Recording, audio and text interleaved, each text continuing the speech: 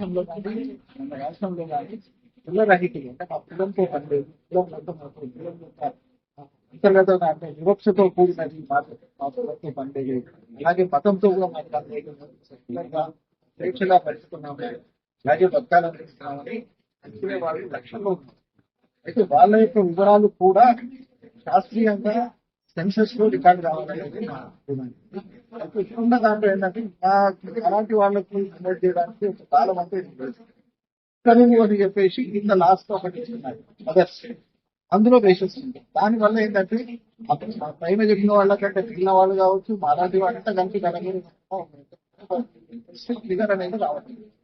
కాబట్టి ఇప్పుడు ఖచ్చితంగా మాకు కూడా ప్రకటనలో మా యొక్క వివరాలు కూడా సేకరించి డిక్లేర్ చేసే కనుక మా యొక్క సంఖ్య కూడా బయటకు దేశం కానీ ఒక సమాజం కానీ అన్ని రకాలుగా సంక్షేమంగా ముందుకు వెళ్ళాలంటే అన్ని వర్గాల యొక్క సంఖ్య మనకు ఖచ్చితంగా పెన్సిల్స్ యొక్క 1%.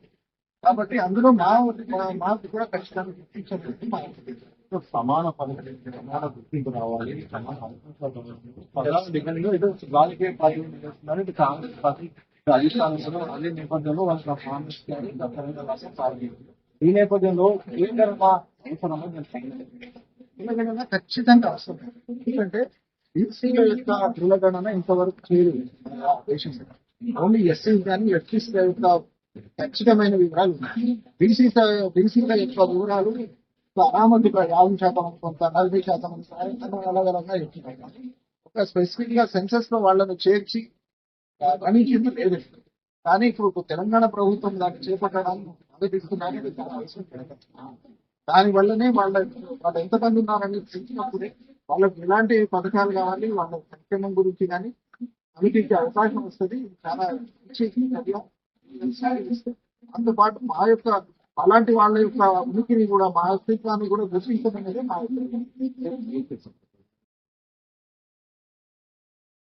రాష్ట్ర ప్రభుత్వం చేపట్టినటువంటి సమగ్ర కుటుంబ సామాజిక కుటుంబ సర్వే ఏదైతే చేపట్టిందో అందులో కుల రహితులను మత రహితులను నో క్యాస్ట్ నో రిలీజన్ అనే కాలం కూడా పెట్టాలని డిమాండ్ చేస్తూ గత వారం రోజులుగా అనేక సందర్భాల్లో బీసీ కమిషన్ కు అటు సీఎం గారికి పిటిషన్లు దాఖలు చేయడం జరిగింది. దాని కంటిన్యూషన్ గానే ఈరోజు మేము హైకోర్టులో కూడా ఒక పిటిషన్ దాఖలు చేశాము. కాసేపు క్రితమే అది హియరింగ్ వచ్చింది. అయితే జస్టిస్ గారు ఈ యొక్క డిమాండ్ ను కన్సిడర్ చేయాల్సిందిగా చెప్తూ అలాగే ప్రభుత్వం నుంచి అది రెండోటువంటి లాయర్ గారు కొంత సమయం కావాలని అడిగినందుకు అనుకున్న తేదీకి దాన్ని వాయిదా వేసి కన్సిడర్ చేయమని కూడా చెప్పడం జరిగింది. మరి కాసేపట్లో ఆర్డర్స్ కూడా మనకు వస్తున్నాయి. అయితే ఈ కుల గణనలో కుల రహితులను మత రహితులను చేయాల్సిన అవసరం ఎంతైనా ఉంది. ఎందుకంటే ఈ మనిషి పుట్టినప్పటి నుంచి మతం కంటే కూడా ముందు చార్వాకులు, లోకాయతులు, సాంఖ్యులు ఇలా అనేక మంది అప్పటి నుంచే దీన్ని ఒక సాంస్కృతిక అంశంగా ఇది ముందుకు వస్తూనే ఉంది.